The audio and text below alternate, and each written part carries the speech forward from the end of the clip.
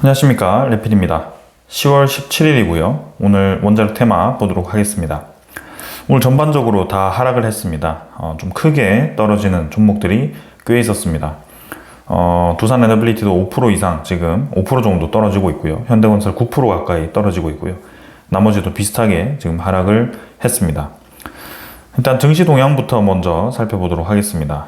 코스피는 3,748포인트로 보합으로 진행이 되었습니다. 장중에 이제 상승폭을 꽤 늘리면서 또 이제 치고 나가는 모습이었는데요. 오늘은 이제 2차 전지 위주로의 상승이 좀 있었습니다. 그래서 테마별로 약간 순환매들이 좀 나오면서 좀 돌고 도는 모습이 좀 나오고 있는데요. 오늘은 이제 장 후반으로 갈수록 지수가 좀 밀리는 모습이었습니다. 요거는 이제 한국 중심만의 움직임은 아니었고요. 이 미국의 움직임도 좋지 않았습니다. 그래서 미국발 악재가 좀 이제 전체적인 시장에 영향을 주는 그런 모습이었습니다.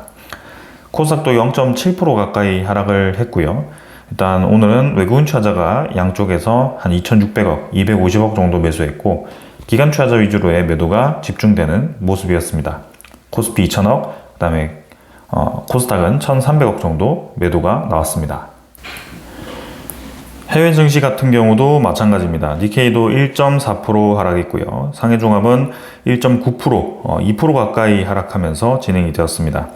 전반적으로 이제 하락폭을 키우면서 진행이 되었고, 다우나스닥은 어제 이제 악재가 나왔는데 크게 많이 떨어지진 않았거든요.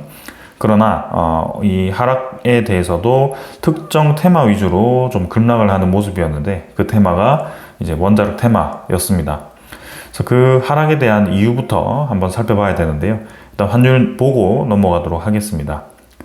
환율은 1424원으로 진행이 되었고요. 미국 원달러가 지금 이제 다시 한번 상승을 하고 있습니다. 1420원대로 진행이 되고 있는데요. 향후 이제 이 환율에 대한 움직임들은 아마 미국과의 그런 통화 스와프라든지 그 다음에 관세에 대한 협상이 어떻게 되느냐에 따라서 또 달라질 가능성이 있습니다. 그런 부분을 좀 봐야 되고요. 굉장히 높은 상태는 맞습니다. 그래서 이게 또 한번 이제 힘을 받아서 1,400원 후반, 1,500원까지 가면 이제 우리가 또 보지 못했던 가격대로 가는 것이기 때문에 좀 이제 그런 부분들이 우려가 되는데요. 심리적인 타격이 있을 수 있죠. 일단 우상향을 하고 있습니다. 그래서 그런 추세에 이어지고 있기 때문에 이 환율도 계속해서 살펴보도록 하겠습니다. 자, 그러면 이제 오늘 관련 이제 증시 소식들을 좀 전달 드리도록 하겠습니다. 자, 먼저 이제 볼 소식입니다. 지역은행의 신용 불안에 치솟던 양자 컴퓨터와 원전주가 급락했다라는 소식이 있었고요. 뉴욕 3대 지수가 하락을 했습니다. 그래서 우리가 보고 있는 이제 SMR의 대표적인 종목 뉴스케일 파워도 11% 가까이 하락을 했고요. 리게티라는 이제 다 종목도 하락을 했습니다. 그래서 지금 이제 미국 쪽에 있는 이제 지역은행의 부실 대출이 연이어서 이제 그런 손실에 대한 상각을 한다라고 어제 공시를 냈고요. 거기에 대해서 뭔가 이제 신용 불안감들이 다시 한번 부각이 되고 있습니다. 사실 이제 올 초부터 해서, 사실 작년부터 해서 이러한 이 소식들이 좀 있었습니다.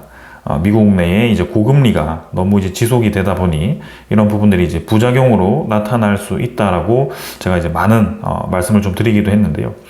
그 중에 이제 가장 우려되었던 것이 이제 상업용 부동산이었습니다. 그래서 이 부동산발 리스크가 올 수 있다. 2007년의 리스크도 그러한 리스크였다라는 것을 우리가 알 수가 있는데요. 이번 같은 경우는 이제 상업용 기업에다가 대출했던 부분이 이제 손실로 상각이 되면서 지금 이제 은행들이, 지역 은행들이 한두 개가 지금 동시에 발표를 했는데, 요게 이제 한두 개로 끝날 게 아니다. 이 손실을 볼 수 있는 은행들이 늘어날 거고, 거기에 대한 이 대출에 대한 리스크가 커질 것이라는 그런 우려감들이 나타나기 시작했습니다. 이렇게 이제 좀 크게 반응하는 이유는 분명히 있습니다. 그동안에 이제 그런 이 투자 심리들이 뭔가 이제 그만 올라야 되는 거 아닌가, 너무 많이 오른 거 아닌가, 주식도 그렇고 금도 그렇고 부동산도 그렇고, 그러면서 이제 상황은 고금리라는 거죠. 그렇기 때문에 뭔가 이제 리스크가 터질 것 같은데 하면서 이 사람들이 경계를 하고 있는 상황 속에 저런 이제 소식이 나오게 되면 이제 크게 이렇게 주가가 갑자기 떨어지는 상황이 생기게 됩니다. 그게 이제 2023년 SVB 사태 때도 그랬었는데요. 금융위기가 시작된다라고 얘기를 한 지 벌써 이제 2년이 다 되어 갑니다. 그래서 SVB 사태도 잘 이제 해결이 되면서 좀 넘어갔는데요. 그게 이제 완전히 근본적으로 해결되었다라기보다는 뭔가 이제 그 리스크에 대해서 좀 이제 임시 방편으로 막아가면서 진행이 되었던 겁니다. 그래서 이번에도 이제 그런 생각인데, 사실 SVB 사태처럼 엄청나게 심각한 건 아닙니다. 그러나 이제 수면 위로 올라온 리스크들이 많아질지 아니면 여기서 끝날지는 그걸 모르기 때문에, 그 수면 아래가 지금 보이지 않기 때문에 이렇게 투자자들이 급격하게 반응을 했던 것 같습니다. 그래서 우리 입장에서는 리스크가 있구나 정도만 이해를 하면 될 것 같고요. 지금 당장에서는 그 리스크를 과대화시켜서 이 증시에 대한 리스크를 우리가 계속 집착할 필요는 없을 것 같습니다.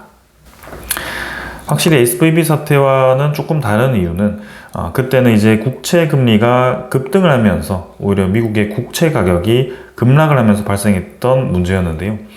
SVB라는 은행이 이제 담보로 가지고 있는 국채가 가격이 급락을 함으로써 그게 이제 손실로 다가오게 되고, SVB가 그 돈을 메우지 못하면서 파산을 하게 되는 상황이 벌어졌던 겁니다. 근데 지금은 국채 금리가 떨어지기 시작했고요. 미국의 국채 가격이 올라가고 있기 때문에 그러한 상황과는 다르다라고 볼 수가 있고, 이제는 대출 금액에 대해서 뭔가 버블이 터졌을 때에 대한 우려감들이 있는데, 사실 그것이 연쇄적으로 터지기 위해서는 시장이 엄청나게 경직이 되어 있어야 되는데, 지금은 AI에 대한 투자금들이 굉장히 활발하게 시장으로 쏟아지고 있는 상황입니다. 자, 그렇기 때문에 그때와 지금은 완전히 상황이 다르다라는 뜻이고요.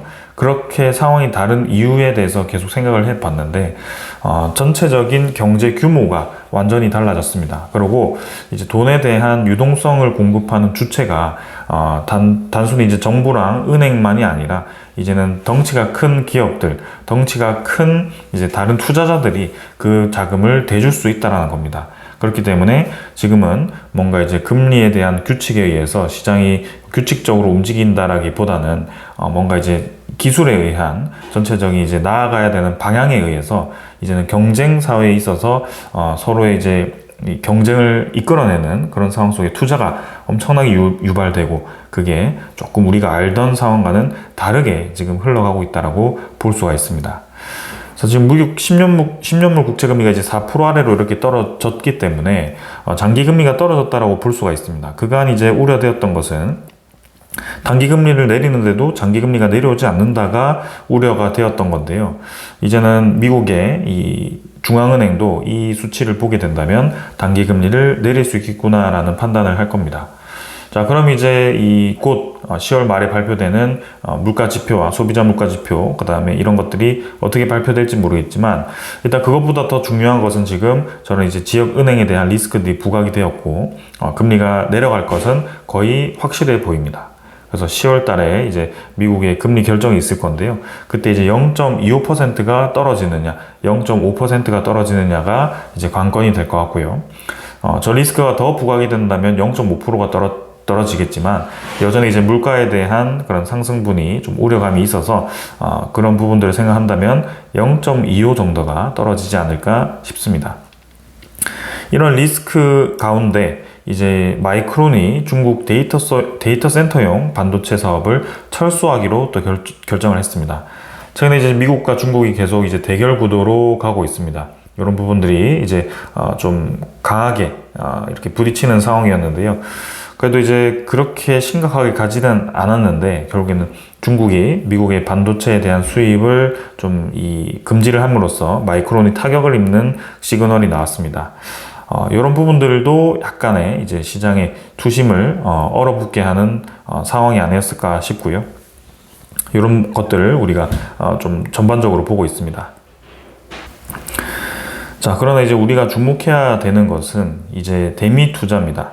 곧 이제 발표되는 한미 무역 협상에 대해서 현금 비중이 이제 어떻게 되느냐에 따라서 우리나라의 달러 환율이 결정이 될 것 같고요. 이런 부분들이 통화 스와프 규모도 같이 결정된다라는 그런 이 얘기들이 있습니다. 그래서 이제는 우리나라 고위급 인사들이 가서 지금 이 재무부와 그다음에 기재부와 협상을 하고 있는 그런 상황이고요. 지금 이제 올도 꽤나 이제 오랜 시간 협상을 했고, 거기에 대해서 이제 구체적인 안은 얘기는 하지 않았지만 이제 저녁 식사까지 같이 하면서 뭔가 이제 윤곽이 나오는 듯한 그런 움직임들입니다. 그렇기 때문에 좀 더 기다려볼 필요가 있겠고요. 자, 그래서 협상만 2시간 했고 지금 이제 상당한 진전이 있었다라는 얘기가 있고, 이제는 이 트럼프에 대한 최종 결정 정도만 남은 게 아닐까. 그래서 마스가라든지 마누가라든지 그런 우리나라의 이 제조업들이 미국과의 협력에 있어서 이제 과연 어떻게 협상이 마무리가 되는지 지켜봐야 되는 상황입니다. 이번 주말 지나고 나면 이제 20일이죠. 그래서 곧 이제 다음 주에 또 에이펙 행사가 다다음 주죠. 있기 때문에 그런 것들을 생각한다면 곧 이제 윤곽이 나와서 다음 주쯤에는 그런 부분들이 서서히 발표가 되지 않을까 싶습니다. 자, 그리고 이제 우리가 중요하게 봐야 되는 것은 이제 산업부 장관이 얘기하기를 알래스카 LNG와 원전에 대한 협상을 진행하고 있다라고 얘기를 했고요. 확실히 이번에 협상이 진행될 경우 조선과 함께 이제 알래스카 LNG 원전에 대한 얘기가 나올 거라는 생각이 있습니다. 그래서 원전에 대한 협정이 지금 얘기가 나왔는데요. 일단 첫 번째는 알래스카에 대한 LNG 개발 프로젝트에 우리 기업 참여를 요청했습니다. 그럼 이제 조선에 대한 LNG 선, 그 다음에 LNG를 이제 연결하는 LNG 관들, 그리고 LNG 발전을 할 수 있는 그 관련된 기업들, 기자재 기업들이 또 주목을 받을 수밖에 없을 거고요. 그 다음은 또 이제 에너지부 장관과의 면담에서 한국수력원자력과 미국 원전업체인 웨스팅하우스가 체결한 원전 협정을 비롯한 양국 간 원자력 협정이 또 논의가 된다라고 합니다. 그래서 이제 미국 시장에 어떻게 진행을 할지, 진입을 할지 이런 것들을 또 논의를 해서 그런 부분들이 이제 오픈이 돼야 될 것 같고요. 우리가 가장 기대하는 것은 민간 원자력 협력입니다. 그래서 우리나라 기자재 기업들과 건설 기업들이 이제 미국 시장에 본격적으로 진출할 수 있는 발판이, 다리가 만들어진다면 완벽하게 이제 들어갈 수 있다라고 볼 수가 있을 겁니다. 자, 그래서 이 정도로 이제 시장에 대한 분위기 살펴봤고요. 전체적인 이제 이슈들 같이 한번 살펴봤습니다. 오늘 이제 리스크가 부각되면서 좀 떨어지긴 했지만 그 리스크는 일시적이다라고 생각이 되고요. 유동성에 대한 리스크도 나오긴 하지만 뭔가 유동성에 대한 부분들은 우리가 크게 걱정하지 않아도 될 것 같다. 왜냐하면 금리에 대한 인하 시그널이 나오기 시작했고 장기 금리가 떨어지면서 이제는 그런 부분들이 많이 리스크가 떨어지고 있다. 그리고 이 실제로의 그런 이 많은 투자금들이 시장에 쏟아지고 있고, 그것이 중앙은행발이 아닌 이제 그런 투자자들 위주로의 투자금들이 쏟아지고 있다. 그래서 뭔가 이 경기가 위축되는 듯 하면서 위축되지 않는 상황이기 때문에 우리가 우려할 만한 사항은 아니다라는 생각을 하고 있습니다. 자, 그럼 이제 오늘 진행 사항들 한번 보도록 하겠습니다. 두산 에너빌리티 먼저 보겠습니다. 4,400원 떨어져서 5.3% 조정을 받았고요. 79,200원으로 진행이 되었습니다. 지금 뭐 며칠 내내 계속 이제 고점을 갱신하면서 좀 올라가는 추세였는데요. 오늘 같은 경우는 좀 이제 하락폭을 키우면서 진행이 되었습니다. 아무래도 미국 내의 그런 이 신용 위기감, 뭔가 그런 부분들이 투자에 대한 심리를 좀 축소시키는 느낌이었고요. 특히 이 투자에 대한 위축, 그죠? 경기에 대한 둔화로 바로 연결되는 것이 에너지에 대한 수축이겠죠. 그런 부분들이 이 원자력 혹은 LNG 쪽으로 연결이 되면서 두산 에너빌리티가 급락을 하는 모습이었습니다. 하지만 뭐 크게 지금 우려하지는 않습니다. 이미 상승분에 대해서 약하게 좀 조정을 받았다라고 볼 수가 있고요. 여전히 8만원 근처에 위치를 하고 있고 박스권을 강하게 뚫고 나왔기 때문에 이대로 계속 무너지지는 않을 겁니다. 뭐 일부분 이제 쉬어가는 듯한 모습이 나올 수는 있겠지만 뭔가 이전과 좀 유사한 그림이 그려지고 있다. 그래서 며칠 쉬고 다시 한번 2차 상승이 나오지 않을까 싶고, 이 차트에 대한 흐름만 본다면 10만원대는 금방 찍을 거라고 생각이 됩니다. 아마도 이제 이 뭔가 명분이라고 한다면 다다음 주에 있을 에이펙 때, 정상회담 때 발표되는 이제 원자력 협정이라든지 그 미국에 대한 대규모 투자, 이런 것들이 이제 이 주가를 움직이지 않을까 싶고요. 그때에 맞춰서 이제 미국의 금리 인하와 그다음에 그런 이 지역 은행에 대한 리스크가 좀 해소가 되면서 미중 무역 협상도 어느 정도 진전이 된다면 전반적으로 시장에 대한 좋은 분위기가 형성될 거라고 기대를 하고 있습니다. 1900만 주 거래에 있었고요. 네, 크게 뭐 중요하지 않기 때문에 넘어가겠습니다. 오늘 외국인 투자자 54만 주 매도, 기관 투자자 72만 주 매도하면서 어제 이어서 오늘도 매도를 했습니다. 아무래도 전체적인 시장이 좋지 않았기 때문에 좀 이 차익 실현 물량이 나온 모습이고요. 크게 중요한 수급 아니었습니다. 그다음에 현대건설도 이제 8%, 9% 가까이 하락했고요. 5,400원 떨어졌습니다. 55,800원으로 진행이 되었고요.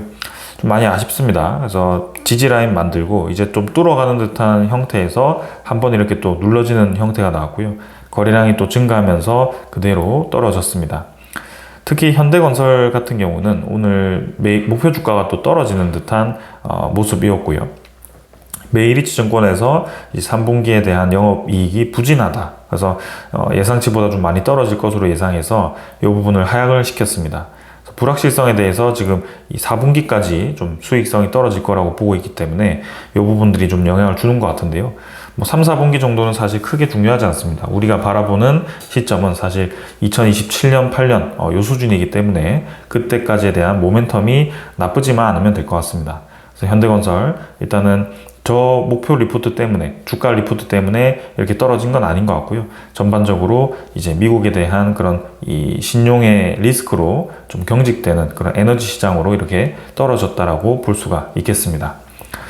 기관 투자자 좀 매수를 연이어서 하다가 또 오늘 30만 주 매도를 했고요. 외국인 투자자도 68만 주를 매도하면서 양매도 진행이 되었습니다. 한전기술 보겠습니다. 한전기술은 1200원 하락해서 1.2% 하락했고요. 95,700원으로 진행이 되었습니다. 그래서 이제 뭐 지지라인 만들고 한전기술은 그래도 이제 어제 조정받고 크게 지금 하락하지 않고 있습니다. 적절하게 9만원대 잘 유지해주고 있고요. 올해 수급도 외국인 투자자, 기관 투자자 양매수 진행하면서 좋은 흐름 만들고 있습니다. 오늘 한전기술은 하락을 크게 하지 않았습니다. S&T에너지가 2,900원 하락해서 5.8%까지 떨어지는 모습이었고요. 상당히 이제 하락폭을 키워갑니다. 61선 받치는 척 하면서 121선까지 눌러버리는 좀 이제 전형적인 이제 움직임이 나왔고요. 69,000원에서 지금 고점 대비해서 한 20% 이상, 30%까지 떨어지고 있는 상황인데 사실 뭐 상승폭이 큰 종목들은 웬만하면 이런 하락폭이 나오고 좀 지지라인 만들고 올라갑니다. 그래서 좀 더 이제 고를 파더라도 사실 S&T 에너지 모멘텀 자체가 무너지지 않는 거기 때문에 우리가 크게 흔들릴 필요는 없다.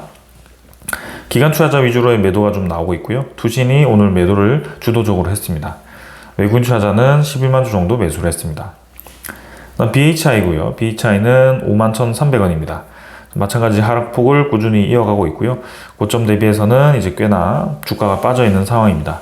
하지만 이제 이렇게 쌍봉 형태로 눌러지긴 했지만 적절한 라인 다지고 이제 올라갈 준비를 해야 될 것 같고요. 외국인 투자자 82,000주 매수하면서 진행되었습니다. 자, 성광밴드도 최근에 계속 하락폭을 이어가고 있습니다. 이제 관세 협상이 나오면 알래스카 LNG라든지 조선에 대한 협력 다시 부각되면서 성광밴드 다시 힘을 받을 거라고 생각이 됩니다. 원전에 대한 이 힘도 있거든요. 그래서 성광밴드도 사실 이제 팔방미인 종목이기 때문에 이 갇혀있는 구간을 크게 뚫고 나가는 시기가 올 거라고 생각되고 외국인 투자자는 오늘 15만 주 매수했고 기관 투자자가 13,000주 매도를 했습니다. 연이어서 눌러지지만 계속해서 반등에 대한 충분한 모멘텀이 있는 종목이다. 그래서 이제 여기 있는 종목들이 모두 다 에이펙의 주시가 되는 상황입니다. 태용은 10.9% 하락해서 4,050원 떨어졌고요. 오늘 하락폭을 굉장히 크게 가져가면서 이제 거의 상승했던 부분 대부분 반납을 했었습니다. 그래서 일별 거래량은 84만 주로 진행이 되었고요. 전날보다 떨어졌지만 사실 이제 이 상승폭 대부분을 지금 반납하는 모습이었고요. 외국인 투자자 34,000주 매도하면서 진행되었고 기관 투자자도 투신 투자자 위주로의 매도 38,000주 매도가 나왔습니다. 그래서 뭐 워낙 거래량이 그렇게 많지 않은 기업이고 코스닥 종목에 대한 특성으로 좀 이제 밀어내는 대로 내려가는 특성이 좀 있습니다. 그래서 태용은 특히 상승폭도 높고 좀 이제 하락폭도 큰 좀 굉장히 개인 투자자가 단기적으로 본다면 힘든 종목인데요. 장기적으로 본다면 괜찮다라고 저는 생각이 됩니다. 우진도 2.3% 정도 떨어졌고요. 마찬가지 계단식으로 이제 올라가는 그림 크게 떨어지지 않았습니다. 그래서 외국인 투자자 16만 주 매수했고요. 기관 투자자도 3만 4천 주 매수를 했습니다. 보성파워텍도 7% 정도 떨어지면서 오늘 이제 하락폭을 좀 늘려갔고요. 계단식으로 이어가다가 이제 시장에 대한 리스크로 좀 떨어졌는데 마찬가지 적절한 라인 만들고 이 테마가 다시 상승할 때 올라갈 거라고 생각됩니다. 외국인 투자자 18만 주 매수했습니다. 우리 기술도 크게 떨어지지 않은 상황에서 지지라인 만들고 있고요. 서서히 이제 이 구간을 뚫어가야 됩니다. 뭔가 우리 기술에 대한 움직임을 보면 이 우진이 항상 이제 갇혀있던 그런 모습과 유사합니다. 우진이 한번 뚫고 나갔을 때에 대한 움직임을 우리 기술도 보여주지 않을까 싶고요. 계속 주시를 해보겠습니다. 자, 오늘 좋지 않은 움직임이었는데요. 우리에게 중요한 것은 현재 주가보다는 이 모멘텀입니다. 그래서 모멘텀에 대한 설명을 또 드리도록 하겠습니다. 사실 우리가 바라보는 시장은 미국 시장이죠. 근데 미국 정부와 빅테크가 돈을 쏟아내고 있습니다. 제가 며칠째 이제 그 관련 제목으로 좀 영상을 찍기도 했는데요. JP모건을 필두로 해서 JP모건 외에도 다른 금융은행들, 그 다음에 이 빅테크 기업들이 이 에너지에 대한 필요성을 중요하게 생각하고 거기에 대해서 너나 할 거 없이 계속 투자를 하고 있습니다. 그래서 시장에 이제 돈이 쏟아지고 있고 거기에 대해서 기업들이 움직이기 시작했기 때문에 사실 이 고금리에 어울리지 않는 시장 상황이다라고 저는 생각이 들고요. 그 이유는 AI와 연결될 수밖에 없습니다. AI 시간 두고 서서히 기술 개발하면 그럴 수 있겠죠. 시장이 좋지 않을 때 투자하지 않고 시장이 좋을 때 다시 투자하자 이런 얘기 할 수 있겠지만 요거는 지금 극도로 경쟁 구도로 가고 있습니다. 왜 이렇게 극도로 경쟁 구도로 가느냐? AI에 대한 속도가 중요하기 때문입니다. AI는 학습하면 학습할수록 이제 데이터가 많아지고, 그죠? 그 많은 데이터를 수집해서 AI에 대한 성능을 개선해야 됩니다. 그래서 국가 간의 AI 경쟁에 있어서도 그 데이터가 생명인데요. 그 부분에 있어서 지금 미국이 엄청나게 많은 투자를 하고 있는 겁니다. 왜냐? 경쟁 국가인 중국이 등장했기 때문입니다. 그래서 그 양국가 간의 견제가 계속해서 이 AI에 대한 경쟁을 높이면서 거기에 대한 투자 속도를 빠르게 만들고 있고요. 여기에 대해서 투자 이 금들이 쏟아지고 있다라고 보시면 되겠습니다. 자, 그래서 이제 조금 이제 역설적인 상황이 이어지고 있는데요. AI에 대한 버블은 이제부터 시작이라고 저는 생각이 됩니다. 자, 그래서 미국의 AI 데이터 센터 전력 소비량은 2030년까지 전체 발전 설비의 3% 수준인 33.8기가와트까지 증가가 예상된다. 33.8기가와트면 거의 이제 34기 정도의 AP1000 원전이 필요한 상황입니다. 2030년까지죠. 그래서 지금 당장 2025년입니다. 거의 2026년에 가까워졌고요. 4에서 5년 정도 뒤면은 이 많은 에너지가 데이터 센터로 공급되어야 됩니다. 근데 제때 이 에너지를 공급할 수 없는 상황이 만들어진다면 다른 전기를 땡겨와야 되겠죠. 그렇기 때문에 민간 에너지가 이제 비싸지는 거고 전력이 부족하게 되는 겁니다. 그래서 지금 빅테크가 계속 그런 에너지에 대한 신뢰도에 의심을 가질 수밖에 없는 상황일 것 같고요. 왜냐하면 부족하기 때문입니다. 근데 불확실한 에너지를 선택할 수 없겠죠. 그래서 가장 확실한 원전과 LNG에 투자금을 쏟아내고 있다고 생각은 됩니다. 신재생에너지 엄청나게 때려박으면 할 수 있겠죠. 그러나 기후에 대한 영향을 받기 때문에 그 기후가 좋지 않을 때를 생각하지 않을 수가 없습니다. 기후가 좋지 않을 때 학습량을 멈춘다? 그건 말도 안 되는 소리죠. 그래서 기저에너지원이 무조건 연결되어 있어야 되기 때문에 탈탄소와 함께 기저에너지원으로 연결할 수 있는 것이 LNG와 원전. 그죠? LNG는 특히 또 탄소에 대한 발생량이 좀 있기 때문에 궁극적으로 봤을 때는 원전에 대한 그런 방향으로 갈 수밖에 없습니다. 만약이라도 수소처럼 뭔가 이 탈탄소 하면서도 이제 수소 순환 경제가 될 수 있는 그런 요소 기술이 엄청나게 개발이 되어 있다면 당장 그걸 쓰겠지만 지금은 그 많은 에너지를 쏟아내기에는 부족한 기술이죠. 그래서 그런 부분들이 지금 이제 투자에 대해서 이렇게 어느 방향으로 가는지를 제시를 해주고 있습니다. 그래서 아마존도 지금 차세대 원자력 발전소를 공개를 했습니다. AI 시대의 전력 확보가 가속화되고 있다. 그래서 X에너지에 5억 달러를 투자를 했고 SMR 개발을 지원하고 있고요. 960메가와트 규모의 카스케이드 첨단 에너지 시설 건설을 추진하고 있습니다. 그래서 아마존도 본격적으로 SMR에 대한 건설을 염두에 두고 있고요.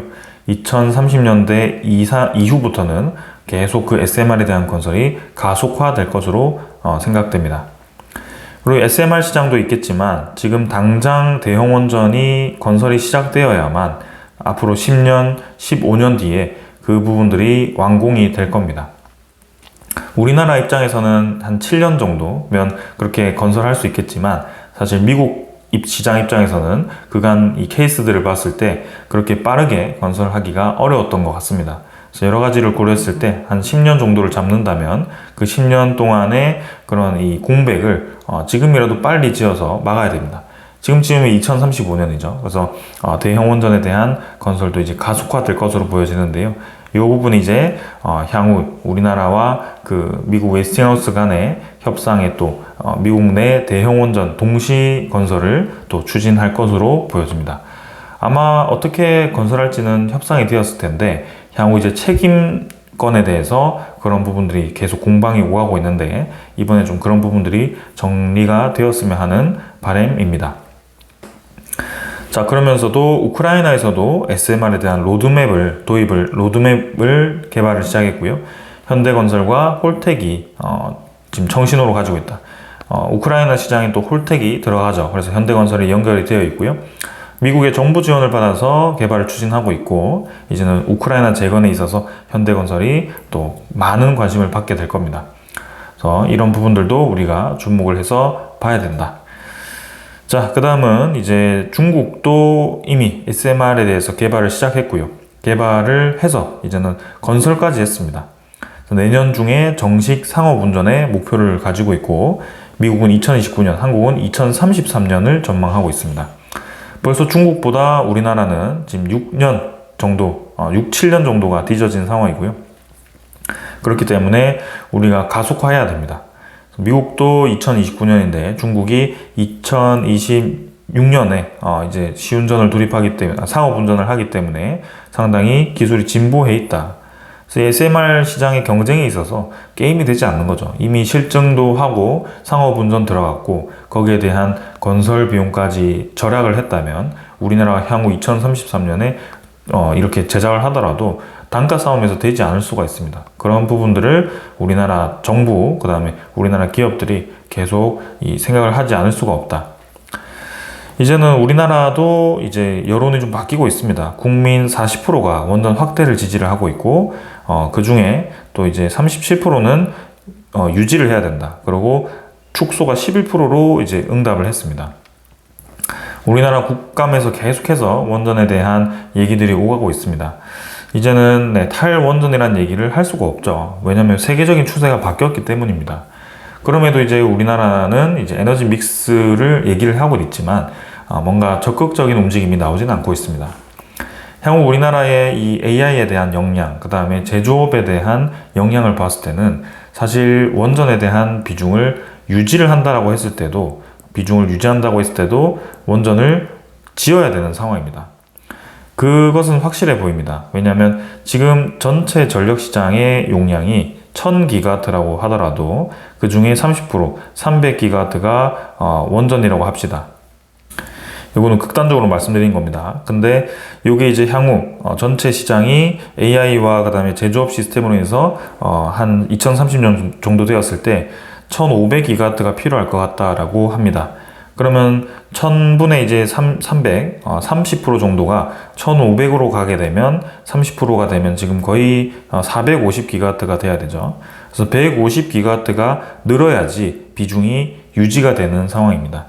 그렇기 때문에 그런 비율로 따진다면 원전도 늘어날 수밖에 없는 상황이고 그 기저에너지원의 중요성이 커지고 있기 때문입니다.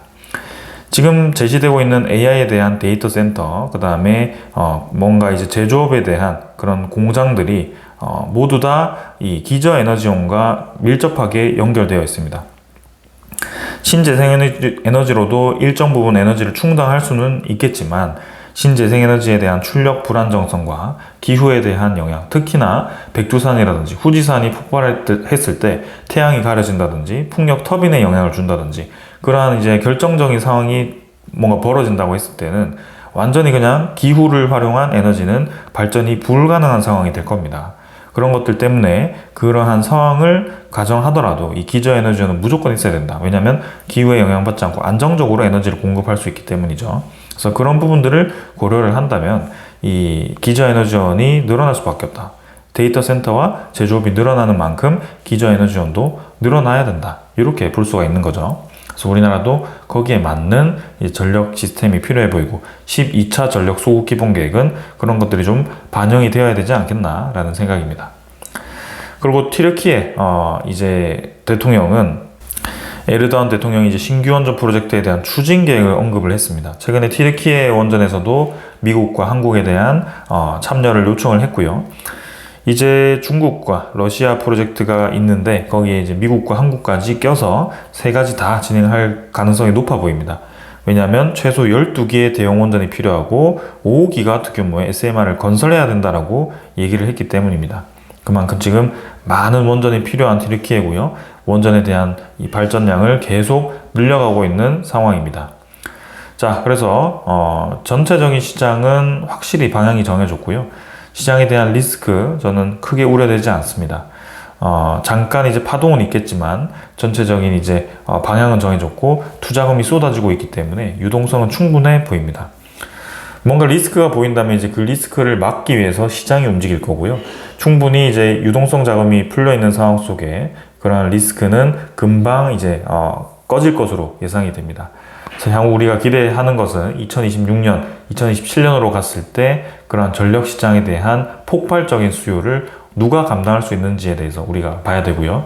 우리나라 기업들이 거기에 대해서 주목을 받을 겁니다. 자, 이제 10월입니다. 조금 더 있으면 이제 에이펙 행사 끝날 것 같고요. 11월엔 또 실적 발표가 있을 거고, 이제 좀 있으면 12월, 올해가 끝나게 됩니다. 2026년으로 들어가면 한국이 세계 채권 지수에 포함이 되고요. 거기에 유동성 자금이 투입이 될 겁니다. 그래서 이런 부분들이 좋게 계속 연결되고 있기 때문에 그런 부분들 계속 주목하면서 리뷰를 이어가 보도록 하겠습니다. 자, 오늘 여기까지 하겠습니다. 감사합니다.